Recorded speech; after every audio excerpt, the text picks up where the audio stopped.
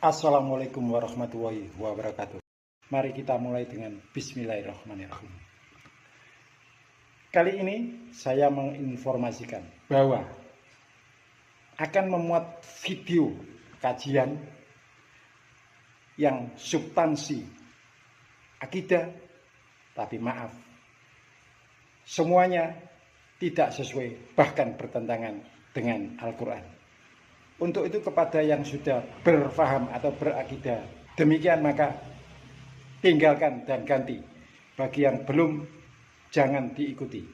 Karena di akhirat pasti rugi dan menyesal. Tapi maaf, tidak berguna penyesalan di akhirat. Saya bisa membuktikan bahwa semua video yang saya muat ini bertentangan dengan Al-Quran. Bila ada yang tidak setuju, mari kita berdiskusi. Kita di hari kiamat nantinya, kalau yang memasukkan kita ke surga bukanlah amal kita, tapi rahmat Allah. Jazakallah khair. Tentu saja iya, tidak ada orang yang masuk surga dengan amalnya. Itu sesuai dengan hadis Bukhari. Nabi SAW yang mengatakan itu. Tidak ada seorang pun di antara kita yang masuk dalam surga dengan amalnya. Allah izinkan Nabi Isa turun. Siapa? Nabi Isa Al-Masih. Turun dia dengan mengendarai apa? Malaikat. Turunlah di sebuah menara putih. Sekarang itu menara putih sudah ada, Pak. Namanya di Masjid Jami Damaskus di Suriah. Berarti kerajaan Islam terakhir itu nanti di Suriah. Makanya Pak, di Suriah sekarang kan lagi kemelut nih Pak, Masya Allah. Kaum muslimin dibunuhi dan yang lainnya. Wallahu a'lam. Kaum muslim yang berbuat dosa dan meninggal tidak sempat taubat menjadi penyebab mereka masuk neraka, ini hanya sebatas sampai bersih dosa-dosanya. Setelah dosanya bersih maka dia akan masuk ke dalam surga, kecuali turun di Masjid Aqsa, saya sholat, saya imami para nabi-nabi. Nabi-nabi ini 120.000 orang. Bagaimana bisa? Allahu a'lam. Nabi sampaikan, saya imam. Lalu kemudian saya naik di atas burak, saya mi'raj ke langit. Di langit pertama ketemu dengan Adam, langit kedua ketemu dengan Nabi yang bersaudara sepupu, Isa dan Yahya. Langit ketiga ketemu dengan Idris, langit keempat ketemu dengan Yusuf, langit kelima ketemu dengan Harun, keenam Musa, ketujuh Ibrahim alaihissalam. Tentu kisah Isra Mi'raj panjang ya, karena perjalanan antara Mekah ke Palestina itu selama perjalanan Nabi SAW diperlihatkan tentang jenis-jenis azab kubur. Saya nggak ceritain di sini. Yang jelas Nabi SAW ceritain semua tuh, apapun yang terjadi. Saya ringkaskan saja.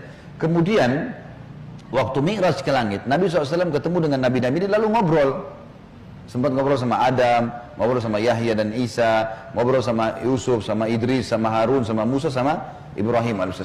Tapi yang masyhur riwayat adalah Nabi SAW banyak berbicara dengan Musa. Pada saat menerima waktu 50 waktu sholat, beliau turun. Di langit ke-7 Ibrahim tidak ngomong, langit ke-6 Musa tahan. Lalu bertanya, berapa yang diperintahkan umatmu hai Muhammad? Berapa yang Allah perintahkan? Kata Nabi SAW, 50 waktu sholat. Minta keringanan, umatmu tidak bisa. Lalu kemudian Nabi SAW kembali. Minta diringankan 5, jadi sisa 45. Ditahan lagi sama Musa. Musa berkata, berapa hai Muhammad? Kata Nabi SAW, 45. Masih berat, minta ringankan. Terus saja Musa AS menahan Nabi SAW 5 sampai sisa 5 nih. Yang kayak kita kerjain sekarang. Itu pun Musa masih bilang, minta keringanan. Semua orang yang punya dosa, dan tidak sempat bertaubat di dunia, maka sudah cukup mendatangkan azab kubur padanya. Sekecil apapun dosa itu sudah cukup mendatangkan siksa kubur. Benarkah Nabi kita tercinta SAW tidak bisa membaca? Lalu bagaimana ceritanya menurut sirah? Allah membiarkan beliau tidak bisa membaca, bahkan diutus menjadi Nabi.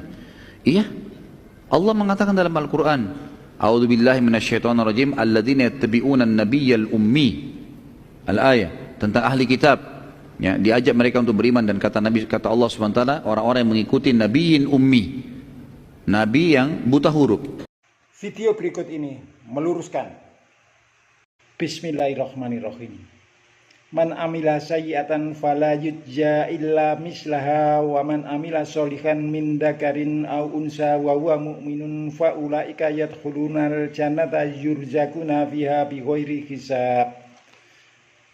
Barang siapa yang mengerjakan perbuatan jahat, maka tidak akan dibalas melainkan sebanding dengan kejahatannya. Dan barang siapa yang mengerjakan amal soleh, baik laki-laki maupun perempuan dalam kondisi beriman, mereka akan masuk surga. Mereka diberi rezeki dan kekal di dalamnya serta tanpa hisab. Al-Quran jelas, tidak bertele-tele. Orang yang mengerjakan perbuatan bertentangan dengan Al-Quran dan sunnah terpilih, tempatnya neraka. Dan yang mengerjakan amal soleh secara benar sesuai Al-Quran dan sunnah terpilih, dapat surga. Nabi Isa akan turun kembali ke dunia itu bertentangan dengan Al-Quran, karena jelas Nabi Isa telah meninggal. Bismillahirrahmanirrahim. Wa ma ja'alna li basharin min qablikal khulda afa aymita fahumul khalidun. Kami tidak menjadikan hidup abadi bagi seorang manusia pun sebelum kamu, maksudnya kepada Nabi Muhammad ini. Maka jikalau kamu mati, apakah mereka akan kekal? Nabi mulai Adam sampai Nabi Muhammad telah meninggal berdasarkan ayat ini. Dan kalau mereka menarasikan bahwa Nabi Isa diangkat dan hidup di langit, maka bisa dibatakan lagi. Bismillahirrahmanirrahim. Qul la ya'lamu man fis samawati wal ardil ghaiba illa wa huwa ma yas'uruna ayyana yub'atsun. Katakanlah, tidak ada seorang pun di langit dan di bumi mengetahui perkara yang gaib kecuali Allah, dan mereka tidak mengetahui bahwa mereka akan dibangkitkan. Sudah selesai. Yang mengatakan Nabi Isa akan turun itu gugur, balik ke akhirat.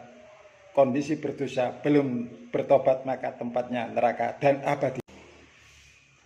Walladzina kasabu sayyiati jazaa'u sayyi'atin bimisliha wa tarhaqum dillatum ma lahum min wahimin asimin ka'annama usiyat wujuhum qita'an minal laili mutliman ulaika ashabun narihum fiha khalidun. Dan orang-orang yang mengerjakan kejahatan mendapat balasan yang setimpal, dan mereka ditutupi dengan kehinaan. Tidak ada bagi mereka seorang pelindung pun dari adab Allah, seakan muka mereka ditutupi dengan kepingan malam yang gelap gulita. Mereka itulah penghuni neraka, mereka kekal di dalamnya. Sudah. Isra Mi'raj agendanya perintah sholat, salah satunya itu. Itu bertentangan dengan Al-Quran. Allah beri perintah sholat kepada Nabi Muhammad 50 waktu, kemudian dinego. Itu jelas bertentangan dengan Allah dan bertentangan dengan karakter Nabi Muhammad. Allah itu maha tahu dan maha bijaksana. Tidak mungkin memberi suatu perintah trial and error kepada hambanya. Pasti perintah itu tepat sesuai kapasitasnya. Dan negosiasi yang dilakukan oleh Nabi Muhammad dari 50 menjadi 5, itu jelas bertentangan dengan karakter Nabi Muhammad. Karena Nabi Muhammad itu sami'na wa ata'na, tidak mungkin ngeyel. Dia akan mengikuti sesuai wahyu. Begitu juga penasihatnya atau yang memberikan masukan agar melakukan negosiasi itu kan Nabi Musa. Itu nabinya Bani Israel. Jelas ini hadis Israiliyah itu. Dalam hadis tersebut diceritakan bahwa Nabi Muhammad sebelum Mi'raj bertemu dengan Allah mengimami sholat para nabi. Itu jelas bertentangan dengan Al-Quran. Nabi mulai Adam sampai nabi terakhir itu sudah meninggal dan tidak mungkin bangkit atau dibangkitkan oleh Allah bila tidak hari kiamat. Jelas ngarang. Alam barzah tidak ada adab. Yang ada di dunia dan di akhirat. Saya bacakan. Bismillahirrahmanirrahim. Walau nudzikannahum minal adabil adna dunal adabil akbari la'allahum yarji'un. Dan sesungguhnya kami merasakan kepada mereka sebagian adab yang dekat, yakni di dunia dan sebagian adab yang lebih besar di akhirat.